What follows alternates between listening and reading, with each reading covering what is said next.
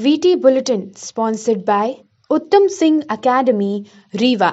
नमस्कार, आज के बुलेटिन में आपका स्वागत है और आपके साथ में आशुतोष तिवारी हाजिर हैं विंध्य और रीवा की कुछ चुनिंदा खबरों के साथ। पहली खबर की बात करते हैं। रीवा शहर के कांग्रेस अध्यक्ष गुरमीत सिंह मंगू ने आज प्रेस वार्ता की और रीवा के विकास के मुद्दों पर चर्चा की।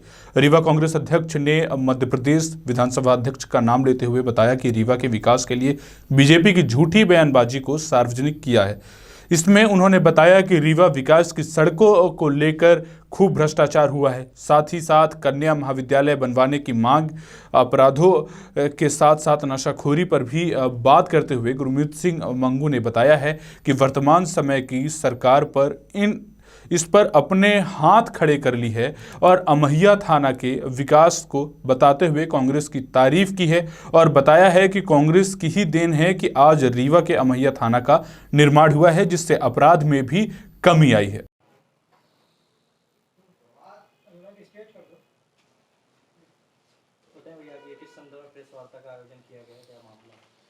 पिछले 17 वर्षों से विकास की गाथा लिखी जा रही है और रीवा की आम जनमानस व विपक्ष लगातार यह बोलता रहा है कि यह जो विकास है, यह विकास मूलभूत सुविधाओं का विकास नहीं है,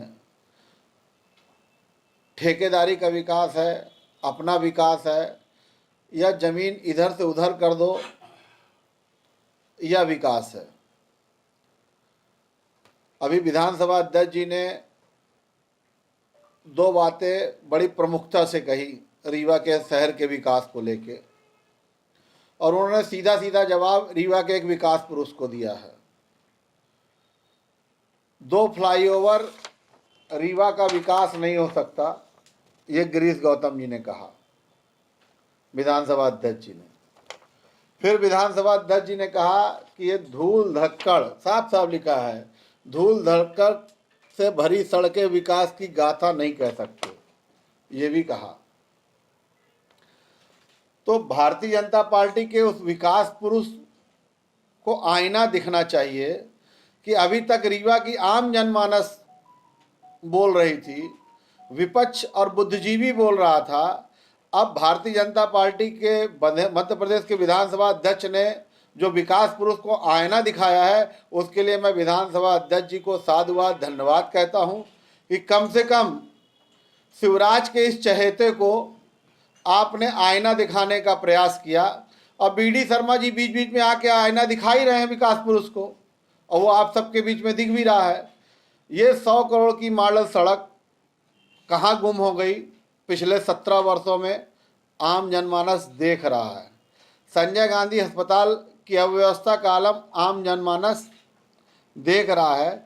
मीठा पानी रीवा के अंदर अभी तक प्राप्त नहीं हो पाया, यह भी आम जनमानस देख रहा है। मैं आदरणीय विधानसभा अध्यक्ष जी से कहूँगा कि कृपया शिवराज सिंह जी से बात कर, ये जो रीवा का विकास रुका हुआ है, उस विकास को मीठे पानी के रूप में जल्द से जल्द बदलवाएं। यह मॉडल रोड जो भ्रष्टाचार की भेंट चढ़ गई है, इसकी जांच कराकर इसे तुरंत निर्माण कराएं और रीवा के अंदर जो पीपीपी मॉडल के नाम से एक ज़मीनों को खरीदने बेचने का जो खेल चल रहा है, इसमें तुरंत रोक लगाई जाए, क्योंकि अभी करवा चौथ का त्योहार पति और पत्नी के बीच गहरे प्रेम को दर्शाता है, जिससे पत्नी पति के लंबी आयु के लिए बिना कुछ खाए पिए करवा चौथ का कठिन व्रत रखती है। लेकिन रीवा के गढ़ थाना क्षेत्र स्थित पचोखर गांव से आज इससे ठीक उलट ही कहानी निकलकर सामने आई है, जहां एक पत्नी ने पुलिस ने हत्या के प्रयास का मामला दर्ज किया है, जिसमें बीते दिनों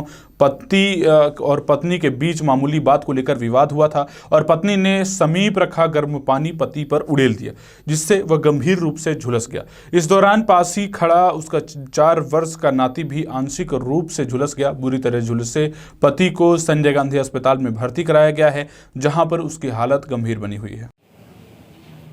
सर, गढ़ में कल एक महिला के ऊपर मामला दर्ज हुआ है, हाँ, ऐसा ही है। पति पत्नी का कुछ विवाद हुआ था, उस विवाद पर से महिला ने गर्म पानी पति के ऊपर डाल दिया, जिससे पति के काफ़ी एक चोटें आई, इंजरी आई है। उस पर से पुलिस के द्वारा 307 का प्रकरण महिला के विरुद्ध पंजीबद्ध करके विवेचना में ले लिया गया है। वैधानिक कार्रवाई की जा रही है। सर, क्या कारण निकल के आए हैं? पारिवारिक विवाद होते हैं, बहुत सारी चीज़ें होती जो तत्काल सामने नहीं आ पाती। अभी पति घायल अवस्था में, पुलिस इस संबंध में जांच कर रही है, जो भी तथ्य आएगा स्पष्ट हो जाएगा। सीधी जिले के रामपुर नेकिन थाना अंतर्गत ग्राम मगरोहर के पास एक भीषण सड़क हादसा हुआ है। आपको बता दें कि एक कार और बुलेरो की आपस में भीषण टक्कर हो गई है, जिसमें कार और बुलेरो के परखच्चे उड़ गए हैं। घटना उस वक्त की है जब दोनों गाड़ियां अंधे मोड़ से गुजर रही थी और उसी वक्त दोनों गाड़ियों के आमने सामने टक्कर हो गई। प्राप्त जानकारी के अनुसार दोनों कारों में उपस्थित कुल 4 लोगों की संख्या बताई जा रही है, जिनमें से 2 गंभीर रूप से घायल हैं और जिन्हें इलाज के लिए रीवा रेफर किया गया है। सीधी से अभिलाष मिश्रा की रिपोर्ट। सीधी जिले में लगातार लॉ कॉलेज की मांग चल रही है। विभिन्न छात्र संगठन सीधी जिले में लगातार विश्वविद्यालय की मांग को लेकर बुलंद कर रहे हैं अपनी आवाज। और बता दें कि सीधी में लॉ कॉलेज के न होने से छात्रों को दूसरे शहरों का रुख करना पड़ता है, जिसके कारण छात्र उनके अभिभावकों के ऊपर अत्यधिक आर्थिक दबाव आता है। इसी क्रम में सीधी जिले के कलेक्ट्रेट परिसर में पहुंचकर अखिल भारतीय विद्यार्थी परिषद ने सीधी अखिल भारतीय विद्यार्थी परिषद के जिला संयोजक धीरज सिंह चौहान के नेतृत्व में कलेक्टर के नाम अपर कलेक्टर को ज्ञापन सौंपा और मांग की कि जल्द से जल्द सीधी में लॉ कॉलेज हेतु आदेशित किया जाए, अन्यथा छात्र संगठन उग्र आंदोलन करने पर बाध्य होंगे। नई गढ़ी स्थित ठाकुर सोमेश्वर सिंह महाविद्यालय में अव्यवस्थाओं का आलम इस कदर है कि पूरे कॉलेज परिसर में गंदगी का अंबार लगा हुआ है।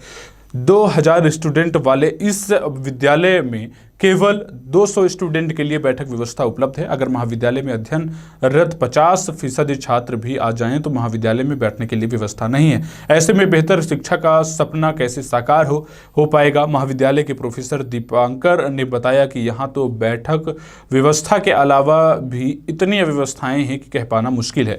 पेयजल से लेकर वॉशरूम तक की व्यवस्था कॉलेज परिसर में नहीं है। प्रोफेसर राजबती दीपांकर ने कॉलेज प्रबंधन के ऊपर गंभीर आरोप लगाते हुए प्रिंसिपल डॉक्टर सोमदत्त पांडे की नियुक्ति पर भी सवाल उठाए हैं। बड़ा सवाल ये उठता है कि नई गढ़ी स्थित सोमेश्वर महाविद्यालय को बेहतर सुविधा कब तक मिल पाएगी। तो ये है रीवा और विंध्य से जुड़ी हुई कुछ प्रमुख खबरें। तमाम खबरों के लिए आप बने रहिए विंध्या टाइम्स के साथ। बहुत बहुत धन्यवाद।